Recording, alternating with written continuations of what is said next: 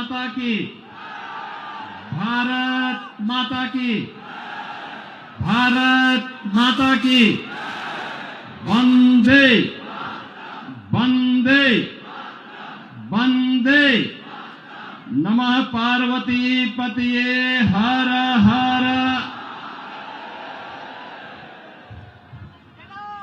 Bharatiya Janata party के जिला के अध्यक्ष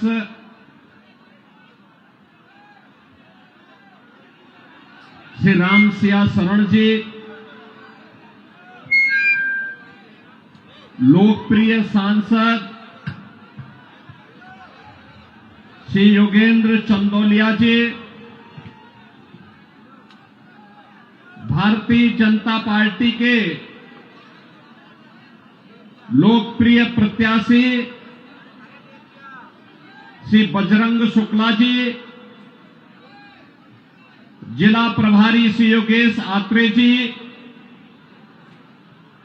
विधानसभा प्रभारी विनोद भारद्वाज जी, लोकेश प्रजापति जी, मंच पर उपस्थित भारतीय जनता पार्टी के सभी पदाधिकारीगण,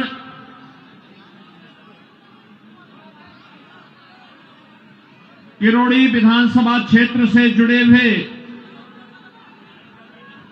सभी उपस्थित मेरे बहनों और भाइयों,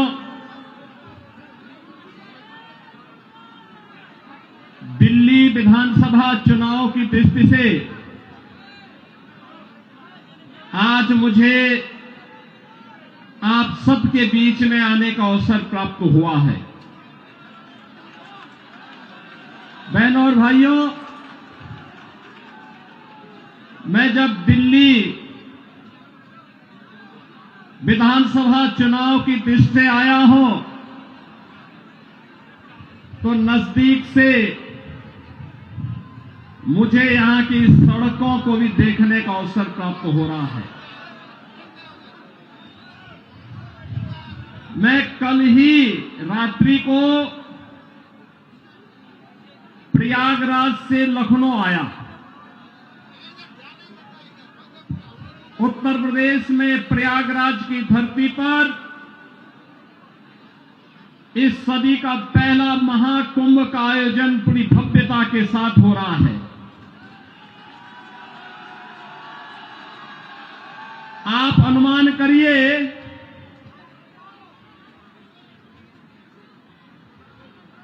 13 जनवरी से पौष पूर्णिमा से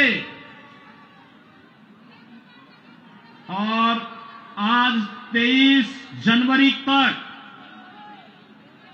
इन 10 दिनों में 10 करोड़ श्रद्धालुओं ने प्रयागराज में मां गंगा, मां यमुना और मां सरस्वती के त्रिवेणी के संगम में पावन स्नान करके पुण्य के भागीदार बने हैं। आप प्रयागराज में जाएंगे तो अच्छी शानदार सड़कें मिलेंगी, कहीं गंदगी नजर नहीं आएगा, बिजली पूरी मिलेगी, कनेक्टिविटी चाहे वह सड़क की हो, रेल की हो या फिर हवाई जहाज की, तीनों की बेहतरीन कनेक्टिविटी प्रयागराज के लिए उपलब्ध रहेगी। बहनों और भाइयों, एक और प्रयागराज मां गंगा के तट पर लगने वाला इस सदी का सबसे बड़ा महाकुंभ प्रधानमंत्री मोदी जी के विजन के अनुरूप देश और दुनिया से आने वाले श्रद्धालुओं को न केवल आकर्षित कर रहा है बल्कि पुण्य का भागीदार भी बना रहा है। नमामि गंगे परियोजना के बाद मां गंगा की अविरल और निर्मल धारा का दर्शन देश और दुनिया कर रहा है, संगम में स्नान कर रहा है। कल आपने देखा होगा उत्तर प्रदेश सरकार के मेरे सभी मंत्रीगण 54 मंत्री मेरे साथ प्रयागराज के संगम में एक साथ डुबकी लगाए हैं, एक साथ डुबकी लगाए हैं, पुण्य के भागीदार बने हैं। हम सब सौभाग्यशाली हैं कि देश और दुनिया से आने वाले श्रद्धालुओं की सेवा करने का इस महाकुंभ के बहाने हमें अवसर मिला और उत्तर प्रदेश को नजदीक से देखने का अवसर इन सभी पूज्य संतों को, श्रद्धालुओं को प्राप्त हो रहा है। बहनों और भाइयों, अगर एक मुख्यमंत्री के रूप में मैं और मेरे मंत्रीगण प्रयागराज के संगम में स्नान कर सकते हैं, तो मैं पूछना चाहता हूं, दिल्ली में आम आदमी पार्टी के अध्यक्ष से अरविंद केजरीवाल जी से मैं पूछना चाहता हूं, क्या यमुना जी में वह भी अपने मंत्रियों के साथ जाकर के स्नान कर सकते हैं क्या?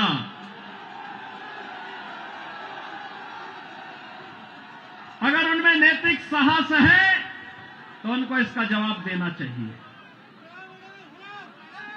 यमुना मैया को एक गंदे नाले के रूप में बदलने का अपराध क्या उन्होंने किया है कि नहीं किया है? और अगर वह व्यक्ति इस बात का अपराधी है तो फिर मुझे नहीं लगता है कि जिस जनता जनार्दन की इस अदालत में उन्हें कोई माफी दी जानी चाहिए। वो माफी के हकदार नहीं हो सकते। बहनों और भाइयों, आज जब हम लोग दिल्ली की स्थिति को देख रहे हैं, ये राष्ट्रीय राजधानी है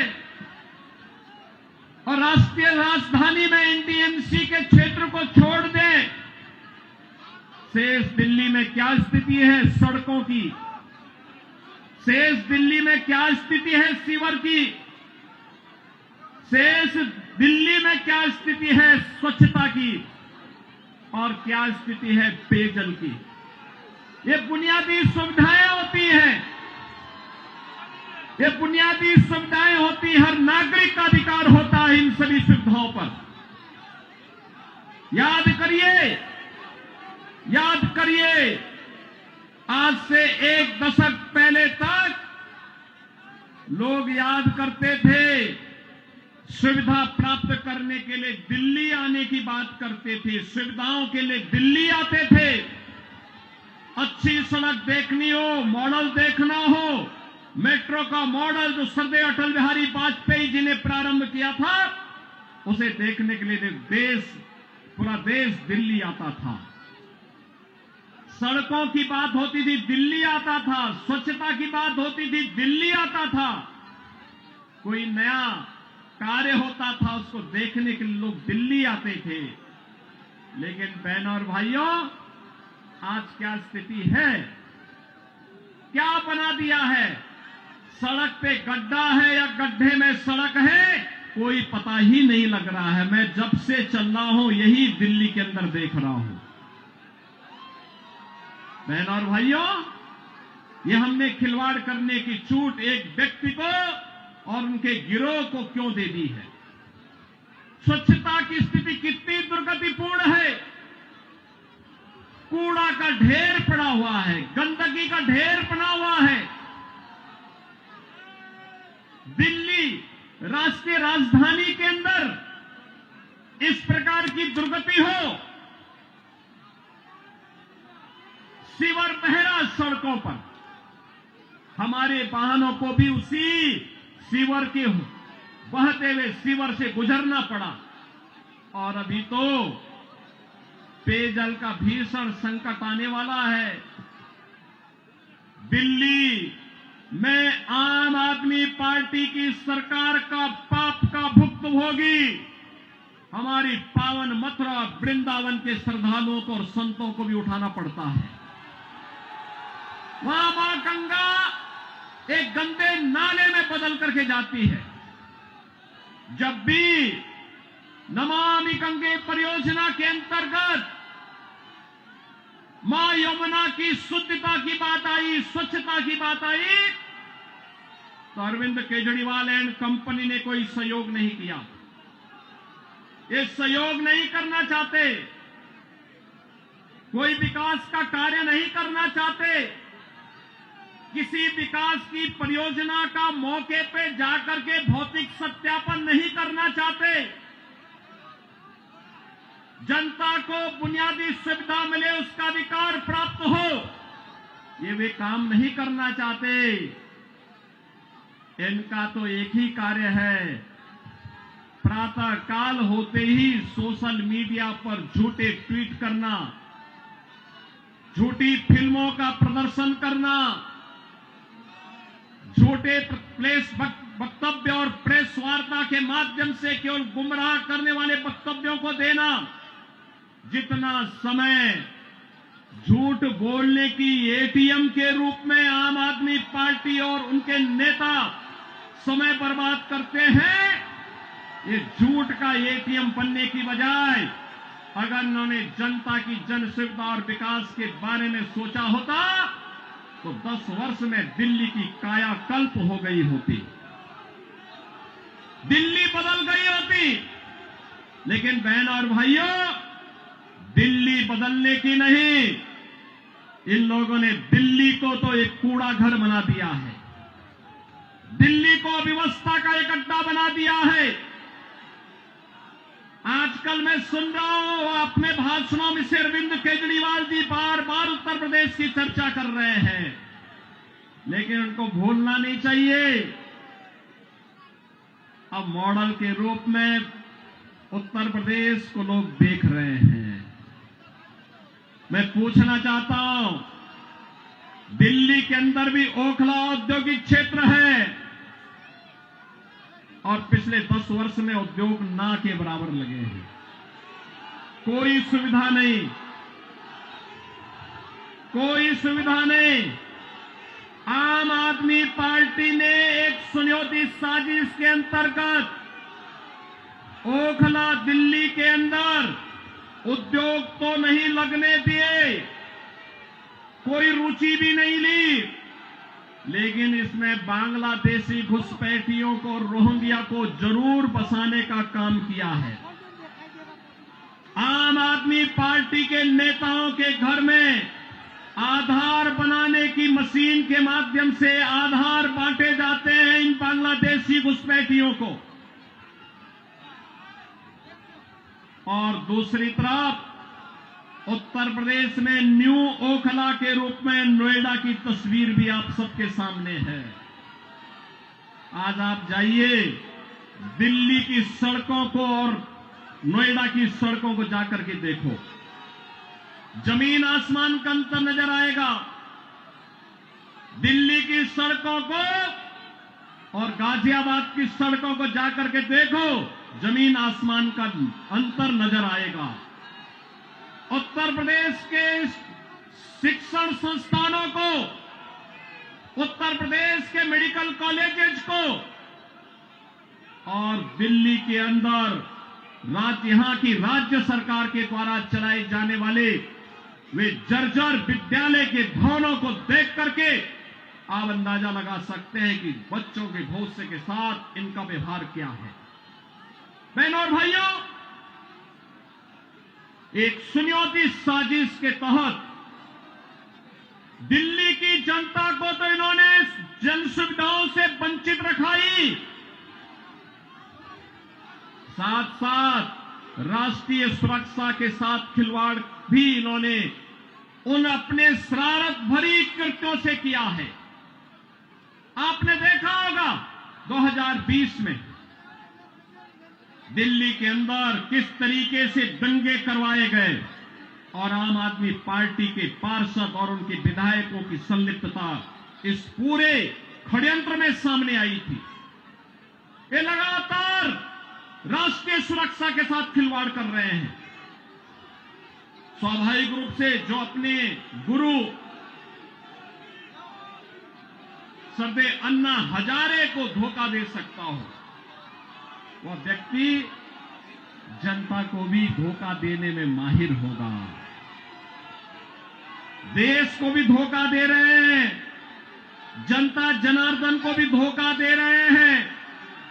लगातार अपने वक्तव्यों के माध्यम से ऐसे ऐसे वक्तव्य जारी कर रहे हैं जिसमें अब मैं विश्वास के साथ कह सकता हूं कि दिल्ली की जनता आने वाली नहीं है। और मैं यही अनुरोध करने के लिए आया हूं। बहनों और भाइयों, मैं आपको एक बात और कहना चाहता हूं। मैं आपसे एक बात और कहना चाहता हूं। जो यहां पर आम आदमी पार्टी की सरकार और आम आदमी पार्टी जो लगातार कह रही है, ये लगातार एक बात को कह रही है कि इन्होंने यहां पर बिजली दी है। बहनों और भाइयों, एनडीएमसी का क्षेत्र जहां बिजली मिलती है 24 घंटे, वह गृह मंत्रालय और शहरी विकास मंत्रालय भारत सरकार के अंतर्गत आता है। शेष दिल्ली में पावर कट देश के किसी भी बड़े महानगर से, किसी भी नगर से ज्यादा पावर कट है। मैं कह सकता हूं उत्तर प्रदेश की आबादी 25 करोड़ की है। हर जिला मुख्यालय को 24 घंटे की बिजली आज के दिन पर हम दे रहे हैं। और बिजली का पर यूनिट दाम उत्तर प्रदेश में एक सामान्य उपभोक्ता के लिए अगर है तो यह 3 से 3.5 रुपए है, इससे ज्यादा नहीं है। दिल्ली में यही 9 से लेके 10 रुपया है। यानी उत्तर प्रदेश से 3 गुना पैसा लेते हैं, लेकिन 24 घंटे बिजली यहां पर नहीं दे पा रहे हैं। बहनों और भाइयों, मैं केवल आपसे एक बात कहना चाहता हूं। जो लोग आपके साथ खिलवाड़ कर रहे हो, आपको जन सुविधाओं से वंचित कर रहे हो, दिल्ली की पूरी तस्वीर को बदसूरत कर रहे हो, राष्ट्रीय सुरक्षा के साथ खिलवाड़ कर रहे हो, ऐसे लोगों को सत्ता में दोबारा आने का कोई अधिकार नहीं होना चाहिए। कोई अधिकार नहीं होना चाहिए। आज आपके सामने भारतीय जनता पार्टी की डबल इंजन की सरकारें आपके पास काम करती हुई अगल बगल के राज्यों में नजर आ रही है। उत्तर प्रदेश है, हरियाणा है, राजस्थान है, मध्य प्रदेश है, छत्तीसगढ़ है। इन सभी राज्यों में जाकर के देखो। मैं कल एक न्यूज पढ़ रहा था कि पंजाब की कुछ बहनें आम आदमी पार्टी के कार्यालय का घेराव की है, श्री अरविंद केजरीवाल के घर का घेराव की है और ये इस बात को लेके कही है कि जो वायदा किया था इन्होंने पंजाब में सरकार बनाने के पहले कि 1000 रुपया हर महिला को देंगे, ये दिया ही नहीं और वे महिलाएं इसलिए घेराव करने के लिए आई थी। इन्होंने यहां पे दिल्ली में भी घोषणा की कि मुल्ला और मौलवी को यहां पर पहले से ही ये लोग वेतन देते थे।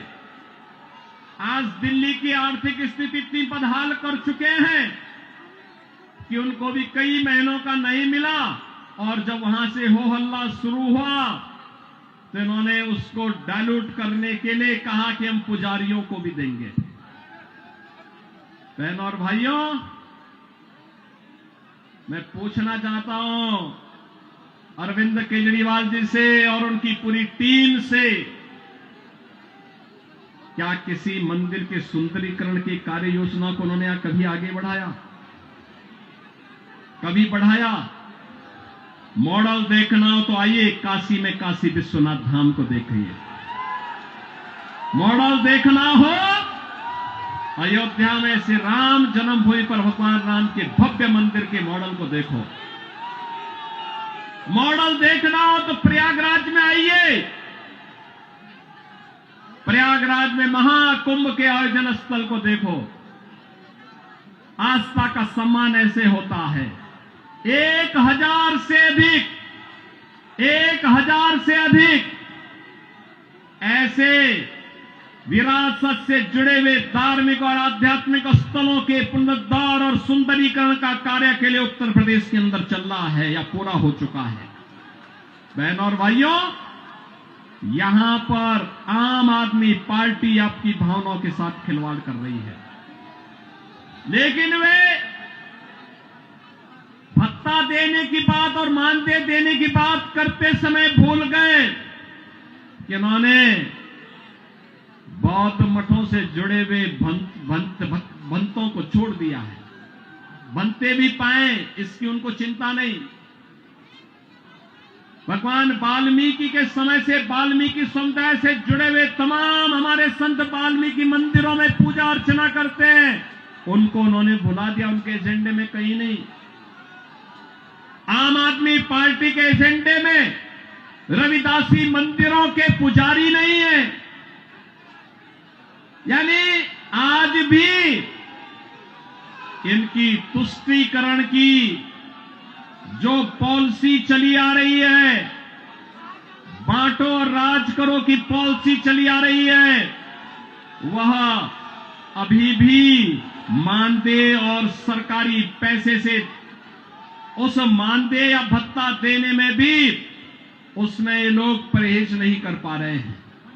और इसीलिए तो मैं आप सबसे कहना चाहूंगा कि बहनों और भाइयों, आज प्रधानमंत्री मोदी जी के नेतृत्व में हम एक नए भारत का दर्शन कर रहे हैं। एक नया भारत अगर हमें काशी में काशी विश्वनाथ का दर्शन कराता है तो उत्तराखंड में केदारपुरी में भगवान केदारेश्वर का भी भव्य मंदिर का पुनरुद्धार का कार्य वहां चल रहा है। मध्य प्रदेश में महाकाल का महालोक है तो उत्तर प्रदेश के विंध्यवासिनी में मां विंध्यवासिनी का धाम भी एक नए कॉरिडोर के रूप में विकसित हुआ है। अयोध्या में 500 वर्षों के बाद फिर से रामलला विराजमान हो गए हैं। और इस अवसर पर मैं आप सबसे अपील करना चाहूंगा, यह समय है, जैसे उत्तर प्रदेश डबल इंजन सरकार का लाभ प्राप्त कर रहा है, एक साथ एक स्वर में सभी सरकारें मिल करके विकास को ध्यान में रख करके, युवाओं के भविष्य को ध्यान में रख करके, अन्नदाता किसानों के भविष्य को ध्यान में रख करके, बहन और बेटियों की सुरक्षा को ध्यान में रख करके, व्यापारियों की सुरक्षा को ध्यान में रख करके अपना कार्य कर रही है। ऐसे ही दिल्ली के अंदर भी भारतीय जनता पार्टी नेतृत्व की डबल इंजन सरकार आनी चाहिए और डबल इंजन सरकार की शुरुआत आपने कर ली है। आपने कर ली है। याद करिए, जब से अरविंद केजरीवाल और उनके मंत्रियों को भ्रष्टाचार के मामले में जेल में बंद किया गया था, जेल से जमानत पे छूटने के बाद इन्होंने कहा था कि जनता जनार्दन फैसला करेगी। अरे जनता जनार्दन ने तो लोकसभा चुनाव में फैसला कर लिया है। दिल्ली में 100% रिजल्ट प्रधानमंत्री मोदी जी के साथ रहा। चंदौलिया जी को आपने यहां से अपना सांसद चुन करके भेजा, देश की संसद में भेजा है, तो जनता जनार्दन तो अपना फैसला कर ही चुकी है। और इस विधानसभा चुनाव में भी जनता जनार्दन फैसला करने को पूरी तत्परता के साथ खड़ी है। और इसी में मैं आपसे अपील करने के लिए आया हूं कि बहनों और भाइयों, इस किराड़ी विधानसभा क्षेत्र से भारतीय जनता पार्टी ने अपने कर्मठ कार्यकर्ता को, जिनका एक ही ध्येय है और वह है कि इस किराड़ी विधानसभा क्षेत्र को एक विकसित विधानसभा क्षेत्र के रूप में विकसित करना, यहां के लोकप्रिय सांसद श्री चंदौलिया जी के साथ मिलकर के अच्छी सड़कें देना, सीवर लाइन बिछाना, पेयजल की पुख्ता व्यवस्था करना, स्ट्रीट लाइट को दुरुस्त करना, साफ सफाई और स्वच्छता के मानक पर एक आदर्श विधानसभा के रूप में विकसित होना, बहन और बेटियों को सुरक्षा प्रदान करना, युवाओं के लिए रोजगार के अवसर उपलब्ध करवाना, उत्तम शिक्षा के, उत्तम स्वास्थ्य के केंद्र को बेहतरीन तरीके से, मॉडल तरीके से संचालित करने का कार्य, और इसको करने के लिए यहां पर राम भक्त बजरंग बली के रूप में बजरंग शुक्ला आपके बीच में उपस्थित हैं, भारतीय जनता पार्टी के प्रत्याशी के रूप में। मेरी आप सबसे अपील है कि डबल इंजन सरकार से ही दिल्ली की कायाकल्प होगी और डबल इंजन सरकार के प्रतिनिधि के रूप में बजरंग शुक्ला को दिल्ली विधानसभा में चुन करके भेजें। आप सब भेजेंगे? जनता जनार्दन का आशीर्वाद इस बजरंग शुक्ला को प्राप्त होगा। दोनों हाथ उठा करके अपना आशीर्वाद देकर के बोलिए। जहां तक मेरी आवाज जा रही है, ये घरों के ऊपर भी लोग बैठे हुए हैं, सभी से मेरी अपील है, जहां तक मेरी आवाज जा रही है, घर के ऊपर हो, सड़क हो, अगल बगल हो, जहां तक मेरी आवाज जा रही है, बजरंग शुक्ला को आप आशीर्वाद देंगे? दिल्ली के कूड़े से निजात पाएंगे? ये झूठ बोलने की एटीएम मशीन से मुक्ति पाएंगे? यमुना मैया की शुद्धि के अभियान में सहभागी बनेंगे? तो मेरे साथ बोलेंगे जय श्री राम, जय जय श्री राम।